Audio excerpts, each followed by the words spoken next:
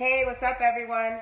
Happy Sunday. Happy Sunday, Facebook Live. Happy Sunday, YouTube. I hope everybody is good. I hope that everyone had a great week and a relaxing or enjoyable weekend.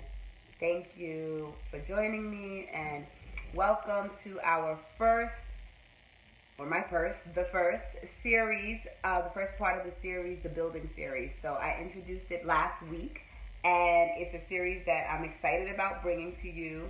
And it's based off of some things that I've experienced lately, and without going so far back into what I experienced, I'm gonna kind of help bring you all up to speed of why I did this series or why I decided to do this series. So,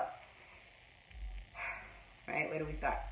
So my daughter is 4 years old. She started her kindergarten this year. And we had an experience that wasn't so great, but all has turned out well. She's removed out of the school, and she's in a school that we want her to be in, that we're really excited for her to be in. But the school that she was in previously really left so much to be desired that I was like, I have to talk about just what aspects of schools I feel like some schools are missing, that they don't realize that it's a school's obligation to do or to bring forward or to have as being a factor in the school. And so I decided to start this building series. And basically it'll be a 3-part series, with today being the first part, and it'll be talking about the different things that a school should have in it, right? To be able to have the children be their most successful. Because that's what schools are supposed to be, right? That's my impression of schools, that it's supposed to be an environment that fosters children's development and allows them to grow to be the best version of themselves. Now, some people might argue with this, right? Some people might say that schools are for just the academics and should, really focus. And I'm talking mainly about the lower grades, because that's my field. My field's early childhood, which is birth to 2nd grade. And so, some people might say that schools are for the academics, and parents are supposed to do all of the other stuff, and the home is supposed to do all the other stuff. I come from a different school of thought, right? I think about the whole child. I think about parents, teachers, and the environment working together to help the child develop, right? I don't just think about it as, you go to school to get your academics and then you do the other stuff elsewhere, right? That's just not my thinking. So, with that said, the first part of the building series will be relationship building, right? So the school building should be a place that also focuses on relationship building. And so I got all these little notes here so I don't forget. But let's get into it. All right. So when my daughter first started kindergarten this year, we went to an orientation with the teacher. We had to meet both teachers, and the parents were gathered in the classroom, and the teacher spoke to the parents and introduced them. It was supposed to bring us all together and get us knowledgeable about what to expect. So the teacher started off by just saying, "Hi, I'm Mrs." Her name, and she said, "And this is my teaching partner, Mrs." her name, and she's like, "And we are here to talk about how to get your children prepared for the 1st grade." And she just began to talk about all the things academic that the children would be going into. So the curriculum that we do is this. The first couple of weeks we're going to be learning this. And I was already turned off by her introduction. I was so turned off by her introduction. My husband kind of tapped me, and because he could see it in my face that I was that was terrible, right? My opinion, but it was terrible. And the reason why is because, she started off by saying, we're here to get your children ready for the 1st grade. And I'm thinking to myself, like, this is not even the first day of kindergarten. And yes, we're aware that the next stage is first grade, but I'd love to hear about how you are just going to work on like getting to know the children and acclimating them. Because for some children, this is their first school experience. Like my daughter happens not to be. She's been in pre-K and in the threes program and the twos program and things like that. But for some of the children, it's their first time being in school, and so it's like get them ready for first grade. Not so much, right? Like tell me what you're gonna do to help acclimate them and get them comfortable in kindergarten, in the present grade. Like deal with the present. And yes, the present prepares you for the future, and so we get that that's important. But I didn't like hearing her say that, right? So fast forward where she's talking and she's talking about what to expect and what supplies they'll need, blah blah blah blah. And then she is like, oh, does anyone have questions? And no one has questions, and well, no one except for me. And then I like nudged my husband and told him to ask a certain question because after I thought that I had said too much or spoke so much that I wanted him to like speak up to. But no one had any other questions. And I said to the teacher before she wrapped up, hey, Miss So-and-so, can you please tell us a little bit about yourself? Like, I know your name because you introduced yourself saying your name, but, and my words were, can you tell us about yourself? Like, how long have you been teaching here? How long, have you been teaching? Anything that you can share with us? And she looked really taken aback. She was like, oh, okay. And so she was like, she looked a little nervous actually, and I can make an assumption about that. To me, the assumption was that no one's ever asked her that before, or perhaps she might not feel so comfortable about speaking about herself. I don't know. Like none of that was anything that I cared about at the moment. I just wanted to know more about her because I'm leaving my child with you. I'm leaving my child with you. She's going to be with you 5 days a week for 6 hours and a half, 6 hours, 20 minutes, right? I want to know about you, right? Even though she got accepted into your school and accepted into your class, the fact that I have to drop her off tomorrow and it starts 6 hours and 20 minutes of being with you, tell me about yourself. And so she did, like she obliged, and she mentioned that she's been teaching at that school for 12 years. She mentioned that she's married, and she's been married for some odd years, I don't remember. She has 2 grown-up children. One is in medical school, one does something. And as she's speaking, you can see the crowd start to smile. And like I promise you, I felt the whole room just like relax. Like everybody's shoulders became more relaxed. Even mine, I was just like, oh, okay, good. She's a mom, right? She's a mom, so that means that there's something that we share in common. It doesn't necessarily mean that we mother the same way or parent the same way, but she's a mom, and that helps me to know that I'm leaving my children and my daughter in the hands of someone else who is a mother. And so there was that incident that said to me, this is important for these relationships to be encouraged and to get to know one another, to be encouraged in a school environment.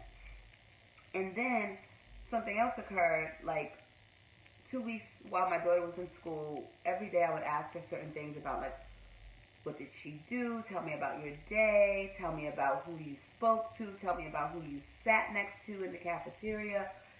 Tell me about when you were at recess. What did you do, and who did you talk to, and what did you talk about? These are the kinds of questions that I ask my daughter when we're leaving school and walking home, and then sometimes when I'm bathing her at night, just so that we can have some conversation about her day. I'm interested to know about it, and it also helps her to articulate her day, helps vocabulary and all of those wonderful things.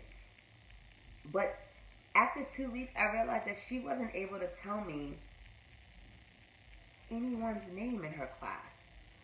She would say this boy and this girl and the one with the long ponytail and and I was just like, Like, I don't expect for her to run down 20 8 other children's names. I don't expect that at all. However, you sit at the table with like people. You sit on the rug with people every day. And it made me wonder, like, what kinds of things are the teachers doing in the classroom to help the children get to know one another, right? And it made me once again just realize relationship building, socialization is very important in a school environment, right? Some parents are have the mindset that, oh, my children don't go to school to make friends. They don't go to school to build relationships. They have cousins. They have whatever for that. They have, we do this, that, and other. Let school be for the learning. Once again, like I said, that's an opinion. To each his own. For me, relationship building is so key, especially with children learning one another, because they have to, once again, be with those children all day long. And so fostering that relationship is going to be really crucial to those moments where they have to say, hey, I dropped my pencil, can you pick it up, can you pass it to me? So they can feel comfortable with the person that they're sitting next to be able to have those kinds of big or small conversations, right? Those big or small little words exchanged with one another. And so why is relationship building so important to me? You already know that it's important to me. I said it. But why? Right? So I'm thinking about trust and the fact that it builds trust with one another, and that's important since you're going to see each other so frequently and be with each other. Communication, I just said that. So speaking, teachers speaking to parents, parents speaking to children, their child and other children in the classroom, parents speaking to other parents. Those relationships are really important, and the communication is going to be really key throughout the year to just foster success or to encourage success for the school year. Then also like partnerships. So it helps to build partnerships, and that's really important for teachers to be able to feel like they can build a partnership with the parents who are sending their children in every single day. A sense of togetherness, a sense of camaraderie, like community building. A community is not just a place where you live, that you live in. It's also the place where you have to do your daily things of the day. And so in the classroom, children they do things like in some classroom settings, they're napping, so they're sleeping in the same space with each other. They're eating in the same space with each other. Hey, they're using the bathroom in the same space with each other. They are learning. They are hopefully laughing and having moments of enjoyment together. It is a community. The classroom community is a community. And so building on those relationships can help build that community of the classroom. And then comfort. And this is something that I thought about because of how uncomfortable my daughter was in the school that she was in for the beginning of the school year. Comfort is important in a school setting. When you are comfortable, it like physically, when you are physically and emotionally comfortable, it's more likely that you are going to be open to hearing what information is being shared with you, so therefore being able to learn. You're there to learn, sure. However, there are certain factors that will help the learning happen easier or happen smoother. And comfort is one of those things, right? Think about us as adults, even in our work setting. If you're uncomfortable, sure, you might do your job, but you might not be happy doing it. You might not have joy doing it. You might not feel fulfilled doing it. The comfort is really important. So that's, those are reasons why I feel like building a relationship is so important in a school setting. And who can benefit from this relationship building? Everyone can. So the teachers can, the parents can, the school leadership can. The leaders of the school, the principals, the vice principals, the director, um, parent coordinators, PTA people, they all, and the students. I hope I said the students because those are actually the first and foremost people that we're here for in the school setting. So they benefit from it. And, you know, when,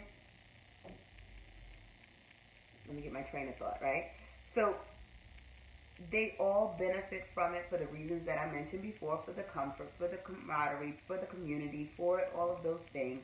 But I find that, so my children, I have 3 children at home, and all 3 of them have been in 9 different schools. I was counting it out before this broadcast.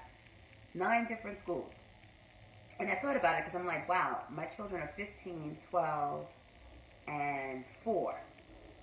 And with all of them, they've been across 9 different schools. And I realized it's because we are very selective. So out of those 9 schools, 2 of them are schools that my children experienced, and then we pulled them out. But I'm still counting that because that experience added to a lot of what I'm saying right now. It was a place that, sure, they might have bought substantial academics, but the opportunities for parents to be engaged, the opportunities for, or the teacher's willingness to communicate sucked, right? Or our children didn't feel comfortable. That's not acceptable to me. I'm not willing to compromise a great academic, rigorous, curriculum and whatever for my children's comfort and happiness and, I'm just not. I'm not. Because at the end of the day, they can walk out of there a couple of years later, sure, with great academics and great, have all of these scholarly ways and thoughts and things like that. But if they're miserable, like, I have to see them every day, right? Those are my children. That means that after 5th grade or whatever grade this is that the school goes up to, every single day they have to come home to me. And so if they are unhappy, if they are miserable, if they hate the school, if they think their teacher is mean, if they're scared of their teacher, what does it matter? Like, what does it matter? And so some ways that schools can foster this sense of relationship building, just thinking about that, right? So when it comes to children, I know in the early childhood classroom, when I used to be in the classroom, we used to play a lot of different games with the children, especially in the first month or 2, where they would learn one another's names. And we would do activities. I remember this one activity that I really loved, which you would have the circle, the circle time. You'd have the children on the rug, and you have one child sit in a chair with his or her back turned to the whole circle. So they'd be facing, looking outside the circle. And they couldn't look back to see their friends in the circle, but what a teacher would do, a teacher would tap the shoulder of a child who was in the circle and have the child say a certain line, say a certain word or phrase. And the child who was facing outside the circle had to guess whose voice that might have been and say the name of the friend, right? So this activity would come after you learn the names. But the purpose of that was to see if they can learn, can really hear and recognize the sounds of their friends' voices, because that's important, right? That's one of those important things. And activities as it related to learning who one another, who each of their friends are. We'd have things like have the children's pictures when they first came through the door, and they would put their pictures up. The individual person will put their picture up to say, I'm here today. And you see the picture, and you see the name really big. And even this, for children who are not able to read, they still see the first letter. And then when there are certain children who don't arrive to school, you would say, who's not here? And you have this collection of pictures of the people who were not there, and then as the teacher, when I was in my room, we put that picture up and say, who's not here today? Oh, Leslie's not here today. Oh, Jonathan's not here today. Oh, and there is this constant sense of, even in your absence, you're being acknowledged that you're a part of the community, even though for that day you're not there. And so, of course, as the children get older, the activities change. It's not the same kind of thing. I don't necessarily expect that to be going down in the fifth grade class in that same way, but there's still an acknowledgement of the friends in the community. And so activities where you have the children learning one another, that's one way of fostering that relationship building. Opportunities for parent involvement. So the school that I just pulled my daughter out of, or that we just pulled our daughter out of, one of the things I asked them was what opportunities they have for parent involvement. Like, are there any class parents? Are there any activities that happen, after school that, events, that's the word. Are there any events that happen after school that allow the children and the families to come together? And I'm not talking about like an after-school program. I'm talking about harvest fall, harvest festival or harvest thing, because that's what the season is right now. And they were like, no. Like, they actually said to me, no, we don't do any of that. There is a PTA committee that meets once a month, and parents are welcome to come there to talk about the business of the school. And I was just like, that is far from what I'm talking about. Like, that is so far from what I'm talking about. That has nothing to do with the children being there, seeing one another. That has nothing to do with parents just engaging very lightly with one another. That has something to do with how you're going to spend your money at the school. And sure, that trickles down, and that impacts my child's school and what they, are going to be exposed to. But that doesn't foster community. That just helps parents to be a part of the decision making somewhat, right? Loosely. Because listen, I attended that first PTA meeting. Not so much, okay? Not even a little bit. First of all, they spoke in Spanish 80% of the time. I'm able to understand it for the most part, but I felt really bad for all of those sitting there who did not know how to. What kind of relationship building is that? It's not. That's what it is, actually. It's not. And so there was that, right? But schools, what they can do, right? Let's not focus on what they don't do, because that's what this school made me really like. I was just like, really, I need y'all to try a lot harder. But schools can do things, parent events, parent involvement, class parents, to have parents advocate for the teachers when speaking to the other parents, like being able to keep them informed on the things that are happening in the classroom. There was none of that. And then a way that teachers themselves, right in their own classroom, can foster that sense of relationship by sharing stories about themselves, right? So I had that teacher tell me about herself and tell the group about herself. But even when parents are not around, it's really nice for the children to understand that outside of the classroom, the teachers are people too, with real lives.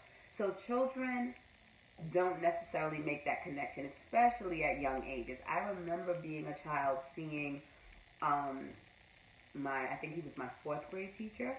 I saw him out in the street. He was driving the car, and I was just like, first of all, I had a little bit of a crush on him too. I remember that. But aside from that, I just remember being a little like, oh snap, like he's outside. Just, he didn't have on his like work clothes. He had on jeans or something. I don't remember. It was far back, but I was just like, wow, he's a person. He has a car. He can drive. That's crazy.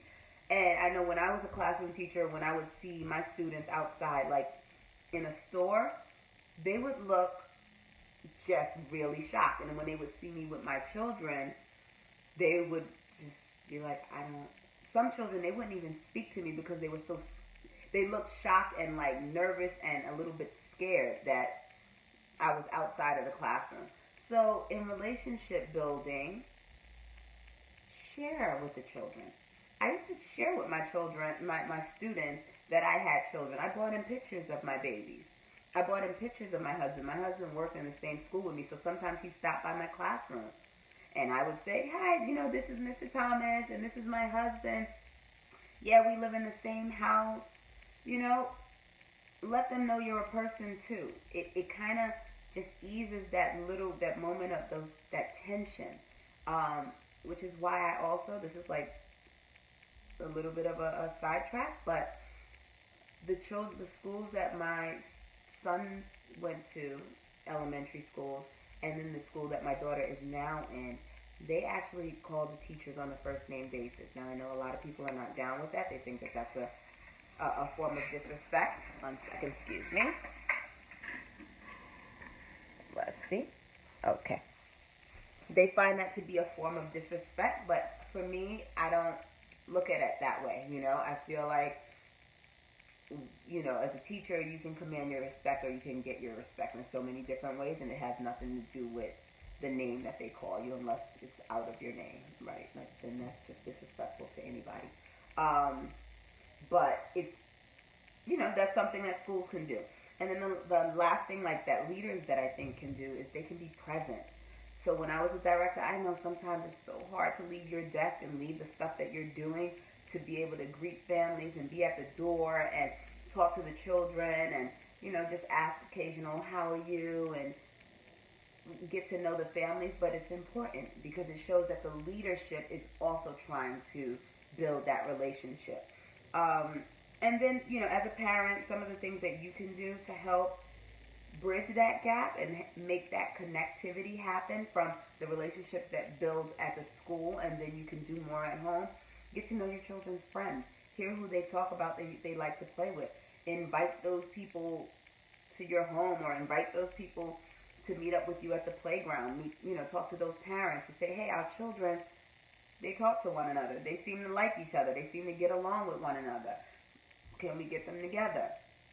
Right now, for me, I'm a little bit antisocial, right? If I'm to be transparent, I am a little antisocial, and so when I pick my daughter up from school, the tendency is like, let's make moves. However, I realize how important it is for them to have those relationships, and so I will say to a parent, like, going to a park afterwards, oh, okay, let's just go, or when my daughter last year, me and a friend of hers and the mother, we went to a museum together, and we spent the day at the museum together. Did I necessarily want to, be there at first? No, because I'm a little antisocial. I totally enjoyed it, though, and my daughter totally had fun, and it was great. And so, and I know it made her and that child's friendship stronger, so that when they went back to school, they were closer. These are the things we have to do, right? So play dates, attend school events, communicate with your teacher, not just when you want to go off, not just that time, right? About the great things you're seeing, about what you're seeing your child bring home from what they are talking about in school. Communicate with your teacher so that they know that they have a friend in you, not friend like, oh, let's go out to drinks, right? Some schools, the teachers do that too with the parents, to each his own. But let them know that they have, that you are willing to talk with them, because when you just want to talk with them so you can beef about stuff, they don't usually want to speak with you. I know that when I was a teacher, that parent, I didn't want anything to do with you, okay? I knew I had to have that conversation with you, but I felt like you were the one who was always like, yeah, and not doing anything to add to the community or help except beef, So, something to think about. That's pretty much it. That concludes the relationship building part of it. It is essential. It is crucial. It is important for children's success in school. And I think that, as this series goes on, I'd love for people to sound off, send me an email. I'm at earlychildhood@sweetpme.com, earlychildhood@sweetpme.com. hit me up and let me know, your thoughts about this. The series is supposed to be just 3 parts. It can go longer if anyone has any thoughts that they want to share. And that's about it. So stay tuned. Next week is skill building. So skill building. What types of skills should schools try to foster, and what types of skill building should schools have? And what skills? What skills are we talking about? Is it just academics? Let's talk about it next week. All right. I will see you all next week, next Sunday. As always, hit me up, earlychildhood@sweetpeatme.com. I will talk to you soon. Bye-bye.